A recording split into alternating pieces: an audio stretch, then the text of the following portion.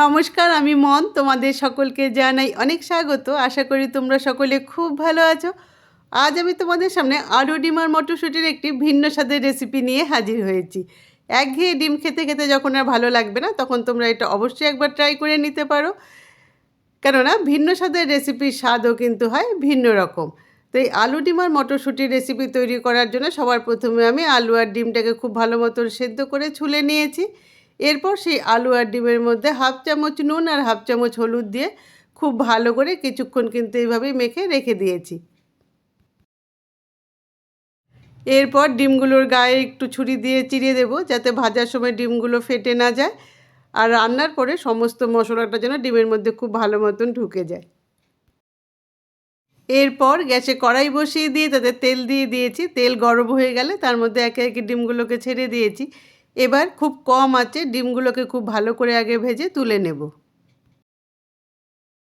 ডিম ভাজা তুলে নিয়ে সেই তেলেই আমি এখন আলুগুলোকে ছেড়ে দেবো। আর আলুগুলোকে দিয়ে কিন্তু খুব কম আঁচে একদম লাল লাল করে ভেজে নেব। আলু আর ডিম যত ভালো করে ভাজা হবে রান্নাটা খেতে কিন্তু ততটাই বেশি টেস্টি হবে।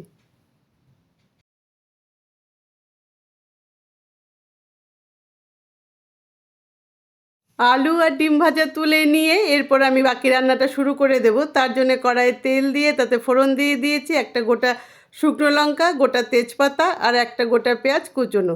এবার এই তেলের মধ্যে পেঁয়াজটাকে কিন্তু খুব ভালো করে আগে লাল করে ভেজে নেব। এরপর পেঁয়াজ যখন খুব সুন্দর করে লাল লাল করে ভাজা হয়ে যাবে, তখন আমি এর মধ্যে দিয়ে দেব একটা গোটা পেঁয়াজ বাটা। এর মধ্যে আমি একটা লাল কাঁচা লঙ্কাও দিয়েছিলাম। আর আমি এর মধ্যে এখন দিয়ে দেব স্বাদ অনুযায়ী নুন, হাফ চামচ হলুদের গুঁড়ো, হাফ চামচ লাল লঙ্কার গুঁড়ো আর এক চামচ জিরের গুঁড়ো।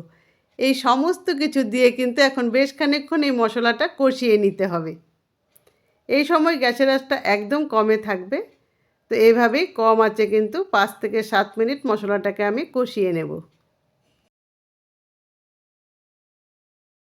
এরপর মশলাটা যখন খানিকক্ষণ খুব ভালো করে কষানো হয়ে যাবে আর এর থেকে পেঁয়াজের কাঁচা গন্ধটা অনেকটাই চলে যাবে, তখন আমি এর মধ্যে একে একে মিশিয়ে দেব কেটে রাখা ক্যাপসিকাম, টমেটো, কয়েকটা চেরা কাঁচা লঙ্কা, মটরশুঁটি আর আমি এর মধ্যে দিয়ে দেব 2-3 চামচ ঘন দুধ।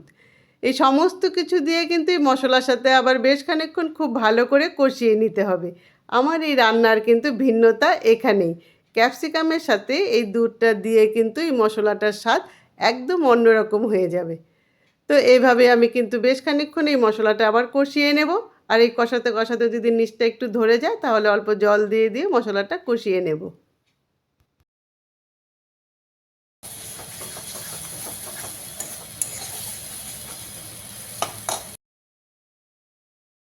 এরপর মশলা যখন খুব ভালো করে কষানো হয়ে যাবে আর সব মিলেমিশে মশলার থেকে খুব সুন্দর একটা গন্ধ বেরোতে শুরু করবে, তখন আমি এর মধ্যে দিয়ে দেব ভেজে রাখা আলু আর ডিমটা। আলু আর ডিম দিয়ে কিন্তু এই মশলার সাথে আবার খানিকক্ষণ খুব ভালো করে মিশিয়ে নেব। 2 থেকে 3 মিনিট বাদে মশলার সাথে ডিম আর আলু যখন খুব ভালো করে মেশানো হয়ে যাবে, তখন আমি এর মধ্যে দিয়ে দেব ঝোলের জন্য পরিমাণ মতন জল। আলু আর ডিম তো খুব ভালো করে ভাজাই আছে, মশলাও খুব সুন্দর করে কষানো আছে।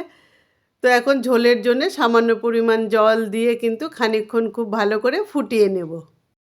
তবে ঝোলটা ফুটে ওঠার আগে আমি এর মধ্যে দিয়ে দেব স্বাদ অনুযায়ী নুন। নতুন নতুন বিভিন্ন রকম রান্না করে তোমাদেরকে উপহার দিতে আমার খুব ভালো লাগে। তাই আমার এই সমস্ত রান্না দেখে তোমাদের কখনো যদি একটুও ভালো লেগে থাকে, তাহলে অবশ্যই একটা লাইক, কমেন্ট, শেয়ার আর সাবস্ক্রাইব করে আমার পাশে থাকার অনুরোধ রইল।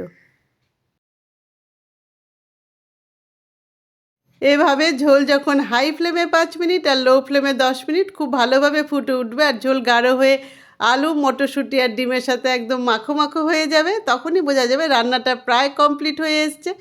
এই রান্নায় আমি আজ কোনো ঘি গরম মশলা দেব না, কেননা ক্যাপসিকাম, টমেটো, মটরশুঁটি, ডিম আর আলু মিশে কিন্তু এই রান্নাটা একটা খুব সুন্দর গন্ধ বেরোতে শুরু করেছে। এরপর আমি নামিয়ে কিন্তু গরম গরম রুটি বা ভাতের সাথে এটা পরিবেশন করে দেব। তোমরা এটা অবশ্যই একবার ট্রাই করো। ট্রাই করে কেমন হয় তোমরা জানিও। আজ আসি, তোমরা সকলে খুব ভালো থেকো, সুস্থ থেকো, আনন্দে থেকো আর স্মাইল উইথ মনের সঙ্গে থেকো। Tata, bye bye.